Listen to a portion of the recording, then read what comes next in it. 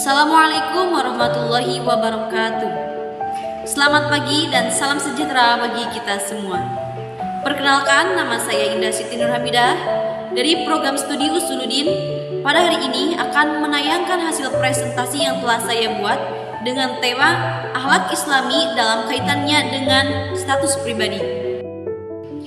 Persoalan akhlak di dalam Islam banyak dibicarakan dalam Al-Quran dan Al-Hadis. Sumber tersebut merupakan batasan-batasan dalam tindakan sehari-hari bagi manusia.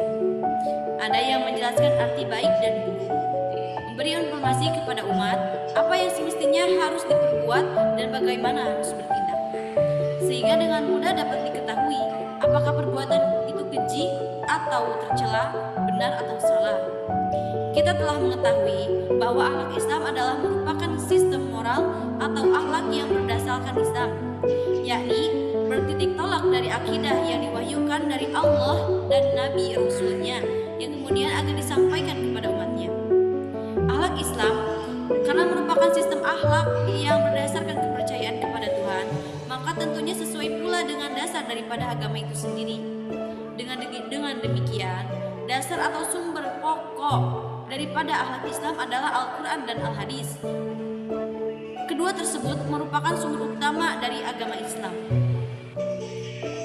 Memang tidak disangsikan lagi dengan bahwa segala perbuatan atau tindakan manusia apapun bentuknya pada hakikatnya ingin meraih sebuah kebahagiaan atau disebut juga dengan sa'adah, dan hal ini sebagaimana natijah dari problem akhlak.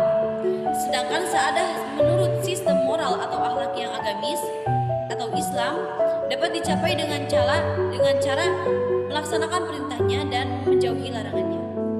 Akhlak Islam menurut global atau secara global terbagi menjadi dua, yaitu pertama dengan meyakinkan adanya Tuhan, dan yang kedua yaitu dengan meyakinkan adanya hari pembalasan atau juga disebut dengan hari kiamat. Dalam Islam, budi pekerti merupakan refleksi imam dari seseorang sebagai contoh suri tauladan. Yang pas dan benar ialah Rasulullah Shallallahu Alaihi Wasallam. Beliau memiliki akhlak yang mulia, jujur, adil, dan teguh, sehingga tidak mustahil bagi Allah untuk menjadikannya sebagai seorang kekasih. Akhlak Islam bersifat mengarahkan, membimbing, mendorong, membangun dalam peradaban manusia, dan juga mengobati bagi penyakit hati dan mental. Tujuan berakhlak mulia tiada lain dan tiada bukan, yaitu untuk mencapai tujuan kebahagiaan di dunia dan di akhirat. Ciri-ciri akhlak Islamiyah diantaranya membajikan yang mutlak, kebaikan yang menyeluruh, kemantapan, kewajiban yang dipatuhi, dan pengawasan yang menyeluruh. Berikut ini saya akan menjelaskan akhlak Islami yang mengatur dan membatasi kedudukan status pribadi sebagai hamba Allah, anak, ayah ibu, anggota masyarakat, jamaah, dai mubalik, dan pemimpin. Yang pertama yaitu sifat sebagai seorang hamba. Sifat kehambaan atau kewajiban manusia kepada Allah Sang Khalik pada garis besarnya ada dua. Pertama, mentauhidkannya, yakni tidak memusyrikan kepada sesuatu pun. Dan yang kedua, beribadah kepadanya dengan cara kita harus menjalankan segala perintahnya dan menjauhi semua larangannya.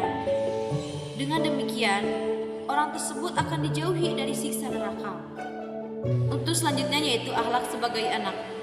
Akhlak sebagai anak atau akhlak-akhlak yang perlu dimiliki oleh seorang anak yaitu diantaranya dilarang berbuat syirik, kewajiban berbakti kepada kedua orang tua, perintah melaksanakan sholat, zakat, puasa, dan hal-hal yang lainnya.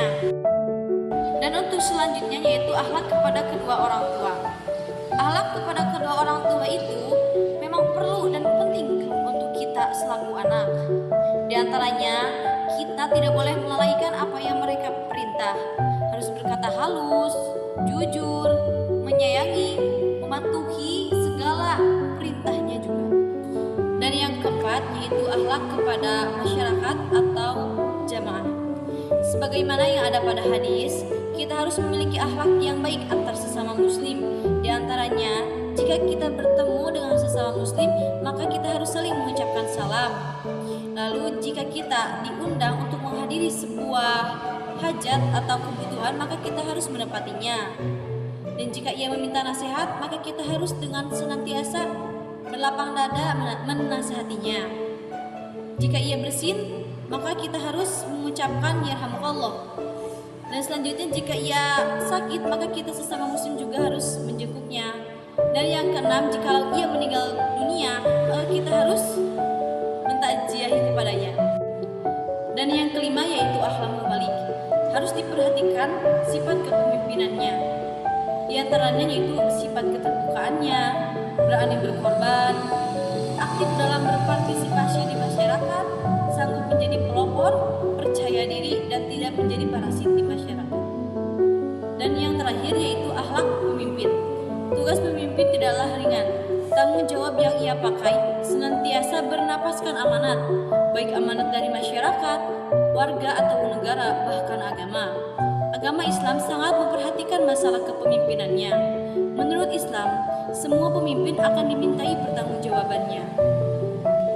Mengingat betapa besar tanggung jawab pemimpin, perlu mempunyai kepribadian, sikap, karakter yang sesuai dengan kepemimpinannya.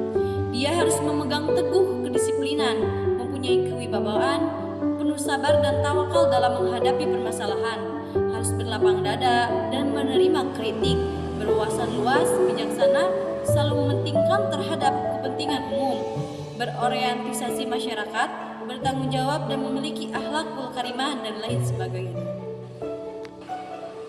Mungkin itulah materi yang bisa saya sampaikan. Kurang dan lebihnya mohon dimaafkan. Wabillahi taufiq wal hidayah. Wassalamualaikum warahmatullahi wabarakatuh.